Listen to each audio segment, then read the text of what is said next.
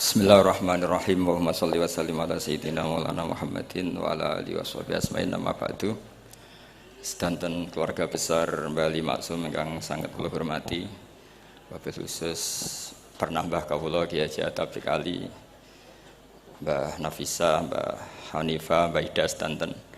Karena saya ini min dzurriyyati Mbah Umar bin Arabi. Saya cucu dari Mbah Umar lewat Fatimah binti Abdul Khalik bin Umar. Jadi mbah saya kandung itu sepupu dengan Kiai Hamid Pasuruan. Jadi saya ini saudara dengan keluarga besar Lasem. Yang saya hormati Kiai Haji Najib Abdul Qadir dan aparat negara yang sangat saya hormati. Ini yang pertama saya sampaikan sedekah Gus Zofur karena benar-benar dobos betul memang ini. Jadi Pak Duta Besar ini perusak akidah Ahli Sunnah wal Jamaah. Karena orang-orang itu zaman ngaji Mbah Ali Maksum itu diberitahu kalau malaikat itu tidak punya bapak. Ternyata dia menamakan diri Abu Jibril. Jadi saya tidak tahu itu betapa mangkalnya malaikat Jibril nanti ketika ketemu itu, karena itu ngawur sekali itu secara akidah, karena Jibril tidak pernah punya bapak. Nah, kemungkinan kedua, beliau itu sangat alim. Kalau itu iya ya barokahnya bapaknya, bukan barokahnya dia. Karena Jibril dalam bahasa Ibrani itu Abdullah. Jadi Jibril, Israfil, Israel itu makna lainnya dari kata Abdullah. Jadi Abu Jibril bisa diganti Abu Abdillah. Berarti yang normal. Memang bapak dari seorang anak yang berjuluk Abdullah itu normal. Tapi saya yakin Pak Dubes tahunya ya baru tak kasih tahu ini. Jadi dulu itu gaya-gayanan supaya orang takut sehingga disebut Abu Jibril.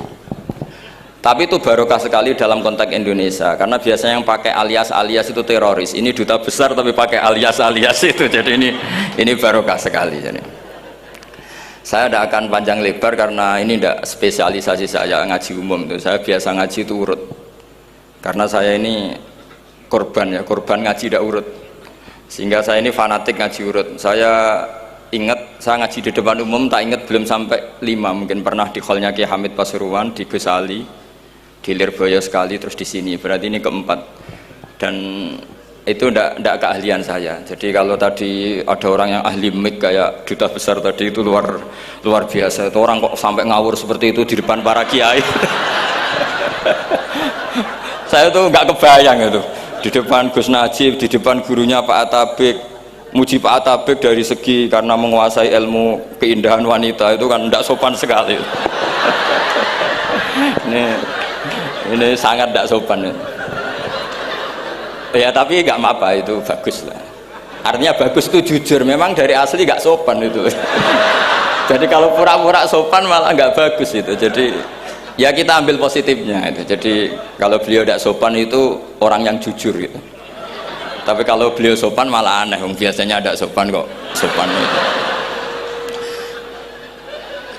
Teruskan, dan tentu yang sangat saya hormati mertua dari Gus Zofur, Pak Jirjis. Saya ini orang paling takut Pak Jirjis karena beliau dulu pernah ingin Gus Zofur di sini sebagai pengajar tafsir, tapi diambil lagi oleh abahnya, sehingga saya ini orang paling nggak siap ketemu Pak Jirjis.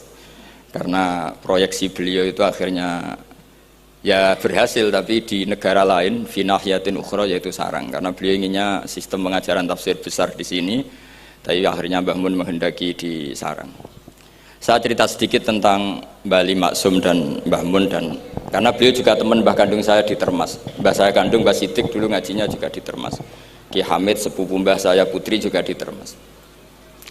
Kata Mbah Mun tuh gini, wong nak dia anak, jagone kok dibak wong repot. Dulu yang ma'ruf murid sekaligus juga putra yang alim alamah memang Mbah Ali. Ketika di Kerapia, sehingga orang yang ingin alim ke Mbah Maksum itu ya ke Kerapia. Akhirnya Gus Mus, beberapa kiai besar termasuk Gus Dur ngajinya di Kerapia.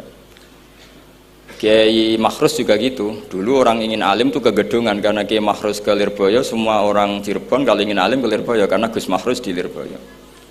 Saya menangi Kiai alim Sedan itu dulu ngajinya di Jampes. di Kiai Marzuki. Ketika Kiai Marzuki jadi di Lirboyo, akhirnya ke Lirboyo. Kiai Hamid Pasuruan juga gitu, Pondok Fakhriyah dulu yang masyhur bil wilayah wal alim ya Kiai Hamid, tapi beliau di Pasuruan akhirnya yang ingin istifadah ke Pasuruan. Jadi intinya ini dengan tanda kutip pembajakan para gus-gus besar ini bahaya kan kira-kira gitu. Sehingga kiai-kiai alim itu terus kepikiran, nah anakku itu manggon nunggu piye gitu. Jadi termasuk itu ilmunya bapak saya sebetulnya. Saya ini kecelok mantu Sidogiri. Kontrak pertama kata bapak, tapi ora oleh teng Sidogiri nggih kersane pondok kula mboten mati ngoten.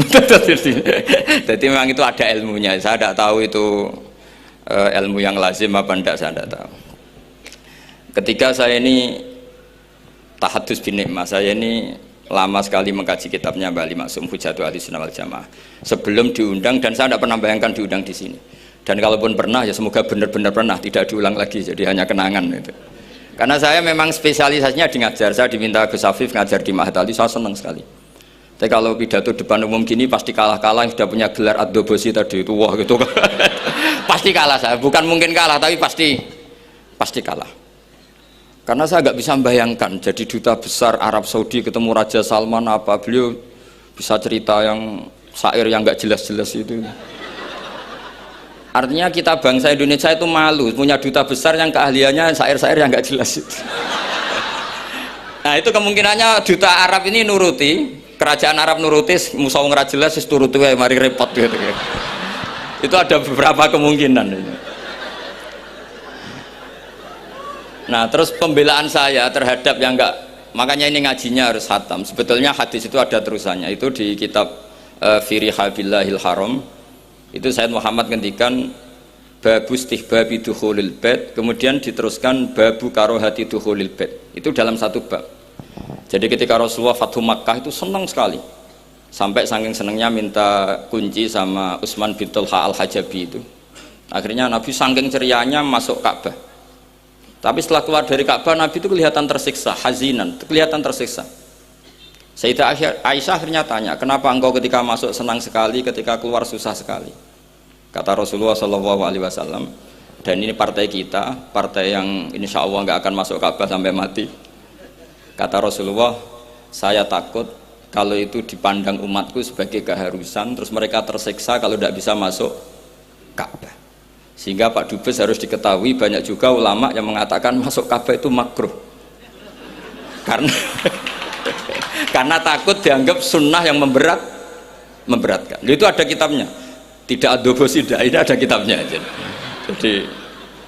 Jadi kalau yang mengatakan sunat dia monggo mawon yang berkesempatan lewat tadi siir-siir bohong tadi dia monggo, tapi yang meyakini atau yang ditakdir tidak bisa masuk pakai kaul yang mengatakan bahwa Rasulullah akhirnya hazinan, akhirnya susah karena takut kalau umatnya menjadi tersiksa karena tidak bisa masuk Ka'bah.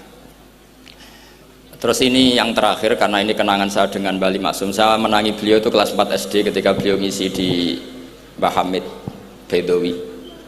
Mbah Hamid adalah satu-satunya santri yang sama Mbah Ali Maksum itu tidak bosok. Sama Mbah Ali Maksum itu tidak bosok.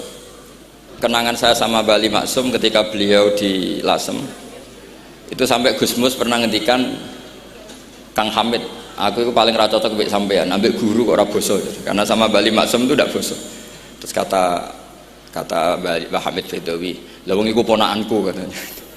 Jadi memang Kiai Hamid Bedowi itu di silsilah nasab Lasem itu paling sepuh. Karena Hamid itu langsung bin Bedowi. Nah, Mbak Bedowi itu punya Mbak Yu kandung namanya Maimunah, itu yang dapat Mbak Umar melahirkan Abdullah, melahirkan Mbak Hamid Pasuruan. Di antara adik-adiknya Mbak Abdullah ada yang namanya Kiai Haji Abdul Khalik, itu buyut saya, jadi tiba paling gurih saya. Yang saya kenang dari Mbah Ali Maksum itu dari murid-muridnya, dan saya menyaksikan sendiri itu seneng guyon. Karena itu menurut saya filosofi yang luar biasa. Orang sampai ingin maksiat itu saya pakai sampai ketemu Allah Subhanahu wa Ta'ala. Orang itu nganti cari kesenangan dengan maksiat karena tidak nyaman dengan taat. Sehingga kiai-kiai alim termasuk Mbah Ali Maksum, Mbah Mun, bapak saya semuanya itu seneng guyon. supaya orang itu nyaman dengan kiai, nyaman dengan taat, sehingga nggak perlu seneng dengan yang maksiat. Tapi sekarang banyak orang membawa Islam itu dengan keras. Saya masih ingat wasiatnya bapak, hak kena ngaji guyon ae, wong bingung mikir utang katanya gitu ya. Dan Wali Maksum itu masyhur seneng guyon. Bapak saya itu pernah ngajak saya mau ke pondok, santri-santri pas guyon itu kembali, gak sida jong santri lagi guyon. Kayak nopo pak? Guyon itu barang mewah. Santri itu kadang telat wesel radhi duwe, iso guyon itu luar biasa. Makanya jangan diganggu gitu. Meskipun resikonya keterusan guyon double kayak tadi. Jadi itu sanad itu. Jadi itu sanad yang luar biasa. Jadi sebetulnya guyon tadi ada filosofi yang luar biasa supaya orang itu farah bitaat atau farah bima ahallahu, sehingga ada ayat qul bi fadlillah wa bi rahmati fa bidzalika falyafrahu, sehingga orang itu tidak perlu seneng lewat maksiat, hura-hura lewat maksiat. Kita cium tangannya Mbah Maksum sudah seneng, cium tangannya Mbah Ali seneng. Itu santri kalau ketemu Mbah Hamid nyium tangan itu lebih seneng ketimbang nyium tangan artis, karena kalau nyium tangan artis astagfirullah kan mesti kita tersiksa ya. Tapi kalau nyium tangannya Mbah Hamid itu dikenang sepanjang masa. Ini yang harus kita gerakkan di zamanil akhir. Jadi orang harus terbiasa senang bitaat. Saya itu kalau sudah belajar tafsir misalnya, karena itu sesuatu yang saya tekuni. Saya belajar tafsir tidak lazim ya, tidak pakai kitab tafsir terus, tidak, seringnya pakai fikih. Ya karena saya punya guru Mbah Maimun adalah putra Ki Zubair Al-Faqih. Saya punya guru bapak saya sendiri, punya guru-guru wali. Jadi saya ini punya jalur ulama, punya jalur wali. Sehingga kemungkinannya saya itu kalau nggak ulama ya wali, atau gaduh-gaduh nggak jelas itu karena saking banyaknya. Dalam ilmu yang diajarkan Mbah Mun, diajarkan tentu beliau punya sanad ke Said Alawi sampai Rasulullah, atau lewat Mbah Karim, Mbah Hasyim juga sampai Rasulullah. Yang jelas gak lewat duta besar karena ini mengkotek itu bahaya kalau sanad lewat apa? Duta besar. Sanadnya begini, ada riwayat yang ditulis kitab Ihya, juga ditulis kitab Khilyatil Aulia, itu memang yang menopang perilaku duta besar tadi. Inna min khiyari umati qauman yadhakuna jahron min saati rahmatillah. Itu dalam kitab Khilyatul Aulia redaksinya malah inna min khiyari umati fi ma nabbani al malaul a'la kauman yadhakuna jahran min saati rahmatillah. Jadi termasuk umat-umatku yang pilihan adalah itu komunitas kaum yang kalau guyu itu banter-banter itu. Sehingga saya khawatir duta besar tadi ngakak-ngakak gitu apa bagian dari kewaliannya ya gitu. Karena disebut khiyarul ummah, umat-umat apa? Pilihan. Meskipun kayaknya ndak juga, tapi ini cerita saja. Jadi inna min khiyari ummati fi ma nabbani al malul a'la qauman yadhakuna jahran min saati rahmatillah. Lalu saya mikir kenapa itu jadi khiyarul ummah. Bali itu masyhur seneng guyon. Mbah Mun ya masyhur seneng guyon. Bapak saya seneng guyon. Saya dulu itu iskal, ada kaji gitu terkenal agak punya will itu. Ya agak maksiat gak ceritanya. Ini agak katut juta besar tadi, makanya saya ngomong perempuan. Kaji itu agak ada gosip suka will. Ketika Mbah Mun ketemu bapak saya itu bilang begini, "Lho Nur, bapak saya namanya Rosalim, apa iku ayu kok nganti kaji ku senang?" "Lho ayu, Mbah." Bahkasane tentang ayu, saya dulu iskal kenapa Kiai bakas wong ayu gitu. Tapi setelah saya tambah alim, tambah tahu itu. Sampean harus ikrar memang tambah alim, paham itu artinya tambah alim. Akhirnya Mbah Mun cerita gini, nah aku kefikian malah jadi qadzaf. Jadi qadzaf misalnya gini, Anda terlalu Islam serius, pasti komentarnya gini, kaji kok demenan, kaji kok katut wedoan. Serius tapi akhirnya menabrak satu aturan yang dilarang Allah SWT. Itu kalau kamu menuduh zina jadi qadzaf, kalau kamu bilang kaji kok katut wedok jadi suudzon. Maka bahasan yang netral adalah, lo ayu no kok nganti katut ya. Ayu Mbah, iya ya wajar, wong mesti katut wong ayu gitu. Itu filosofi. Jadi di balik guyon itu ada trik untuk menghindari ke fikih atau ke ketentuan fikih yang salah. Yaitu kalau kamu kejebak ekstrim, kaji kok seneng wong ayu, kaji kok demenan, maka berarti Anda qadzaf. Qadzaf itu menuduh orang lain yang enggak jelas apa buktinya. Maka guyon ini satu-satunya cara menghindari kesalahan yang lebih fatal. Sehingga di sini dibutuhkan kemampuan seni mengelola agama supaya agama ini tetap ceria. Saya berkali-kali cerita kalau ngaji, Imam Syafi'i itu kalau ditanya, diberitahu orang yang nyium tangan jenengan, yang di depan jenengan itu hormat, itu di luar ngerasani jenengan, bully jenengan.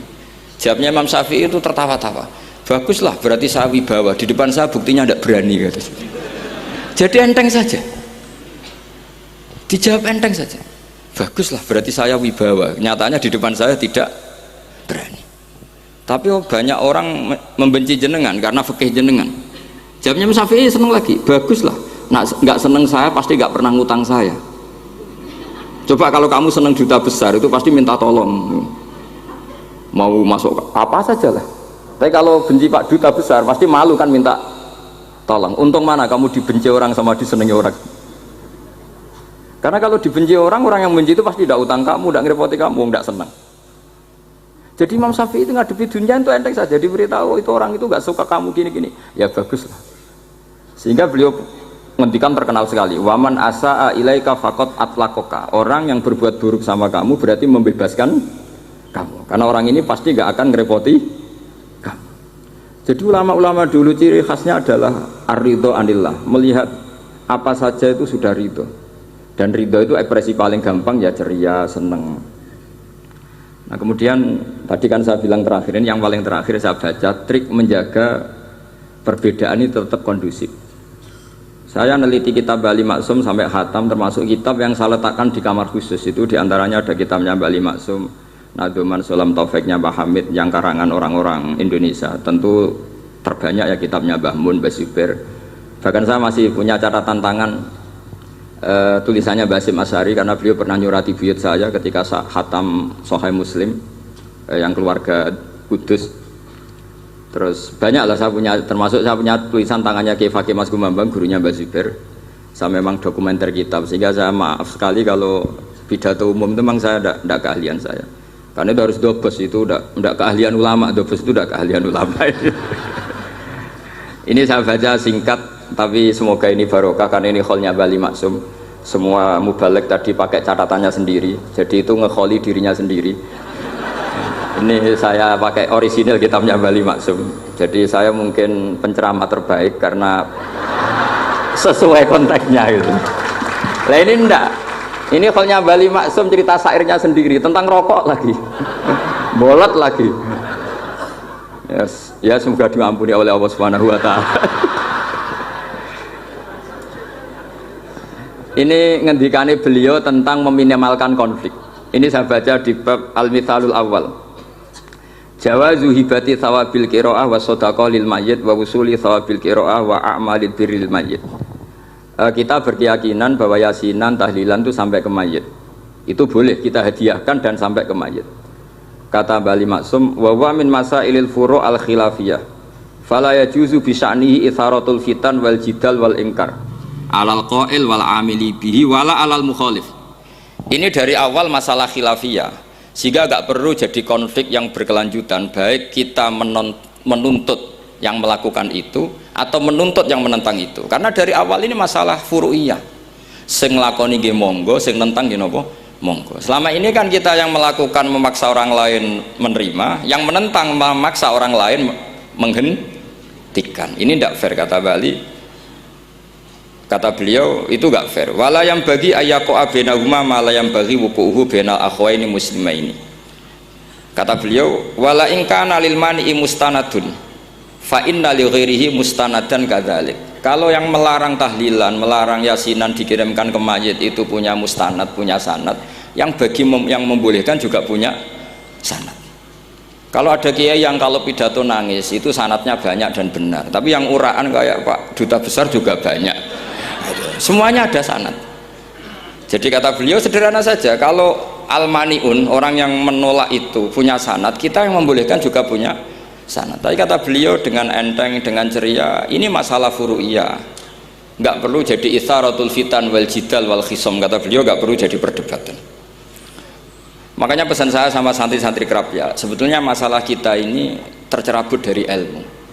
Coba dari awal Anda katakan yang tidak kunut itu Abu Hanifah, yang kunut itu Imam Syafi'i, maka melihat orang tidak kunut itu keren karena Al-Hanafi, pengikut mazhab Hanafi.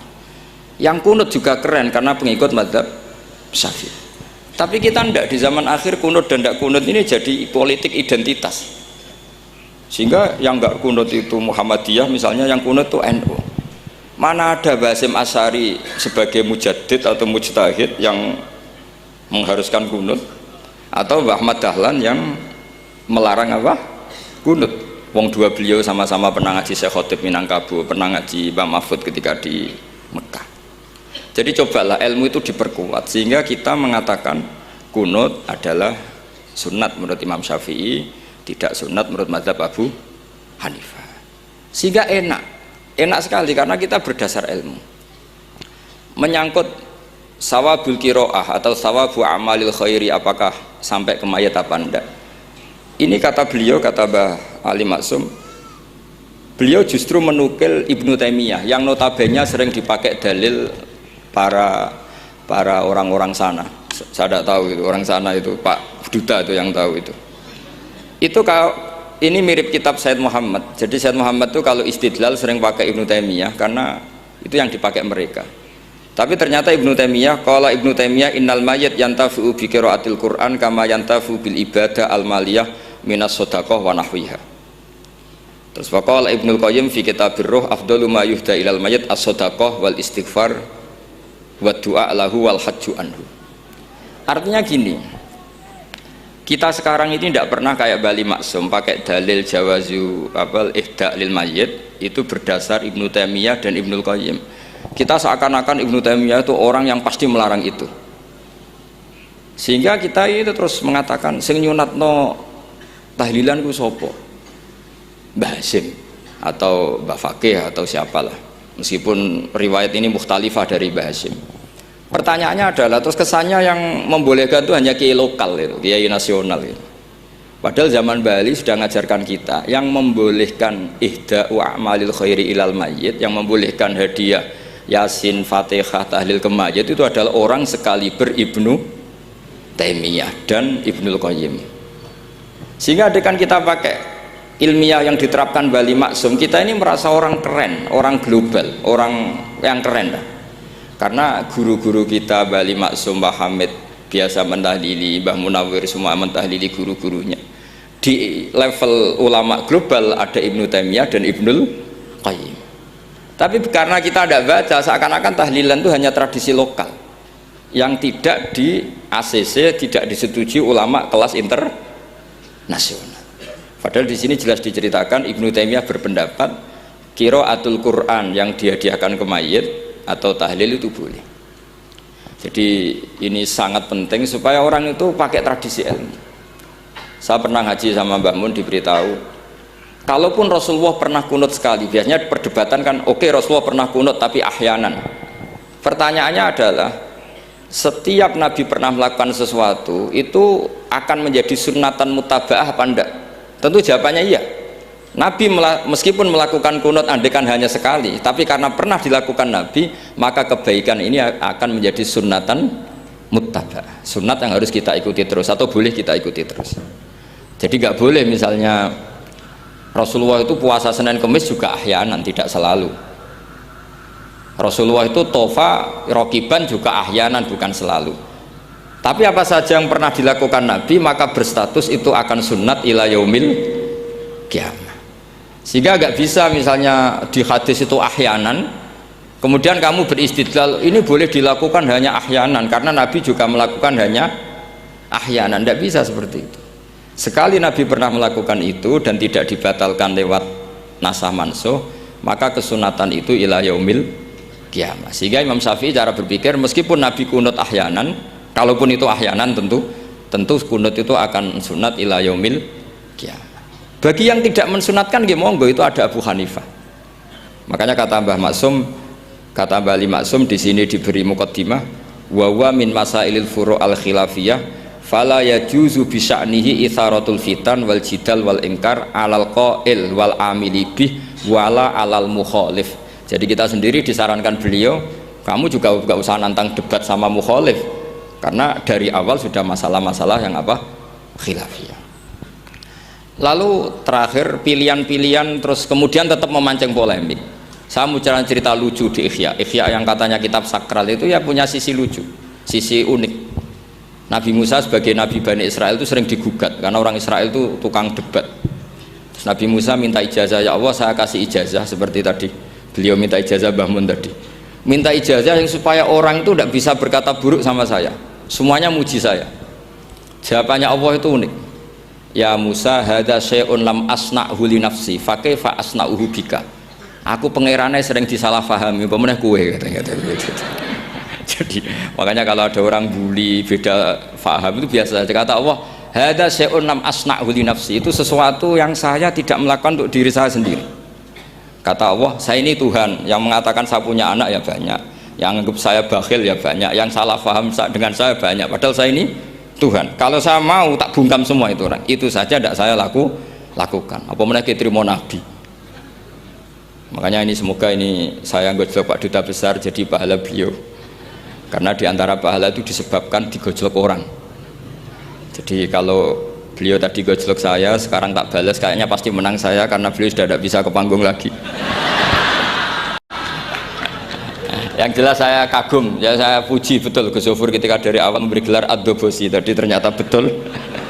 Tapi saya pastikan itu ada sanadnya, yaitu inna min khiyari ummati fima nabba'ani al-malul a'la qauman yadhakuna jarron min saati rahmatillah. Jadi diantara umat Allah yang pilihan adalah umatku yang kalau umatnya Rasulullah tentu yang kalau banter-banter karena min saati rahmatillah. Saya bayangkan kalau saya di rumah Pak Dubes dikasih makan gratis, dikasih minum gratis, kemudian di rumah itu saya merengut saja, itu kan kurang syukur. Wis ora bayar kok merengut gitu. Sama kita pakai buminya Allah, pakai airnya Allah, pakai oksigennya Allah. Modal guyu ya ora gelemen merengut gitu. Itu kalau Allah tersinggung pasti Allah ngendikan falyatul probban siwa wal yakhruj min tahti ardi wasama. Silahkan mencari Tuhan selain saya kata Allah dan keluarlah dari langit saya, dari bumi saya. Daripada diusir pangeran wis ning donya ceria wae, guyu wae, sementing aja dhewean apa guyu wis ngoten mawon. Wassalamualaikum warahmatullahi wabarakatuh.